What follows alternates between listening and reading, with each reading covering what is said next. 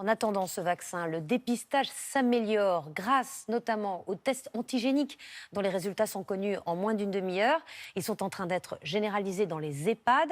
Les aéroports souhaitent également les utiliser pour dépister les voyageurs, pour rassurer et relancer le trafic. L'aéroport de Marseille expérimente ces tests. Reportage de Gaël Andolz, Noémie Dahan et Christophe Larocca. Depuis ce matin, à l'aéroport de Marseille-Marignane, les tests antigéniques sont disponibles et gratuits sur simple présentation de son billet d'avion. Cette passagère s'apprête à embarquer pour Londres. Elle rend visite à ses parents âgés. C'est beaucoup moins compliqué d'aller dans un laboratoire, donc très bien. Après prélèvement, l'écouvillon est placé dans un liquide réactif et le résultat est très rapide. Le test antigénique permet un dépistage de masse. Il est basé en fait sur la détection d'une protéine et donc par une réaction colorimétrique, on obtient un résultat en 15 minutes.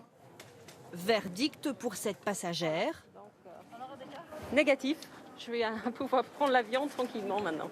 Rassurée, c'est bien ce dont le transport aérien a besoin.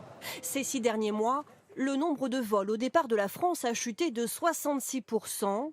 Compagnies et aéroports réclament depuis plusieurs semaines que ces tests rapides soient généralisés. Le monde de l'aérien tire le signal d'alarme. Nous mourrons à petit feu si on n'autorise pas sans délai les aéroports à tester au départ. Tester au départ afin de pouvoir lever les restrictions de voyage qui aujourd'hui dissuadent les passagers, comme les quarantaines par exemple.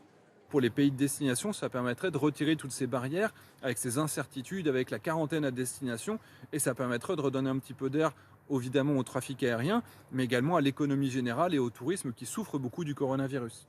Mais pour l'instant, très peu de pays ont homologué ces tests. Seule l'Italie les reconnaît à ce jour et la Grande-Bretagne y réfléchit. Sur la Côte d'Azur, le couvre-feu n'est en place que depuis samedi. Il a été annoncé au beau milieu des vacances. Comment les touristes s'adaptent aux nouvelles règles? Reportage d'Alice Rougerie et Virgilie Yadot. La famille Le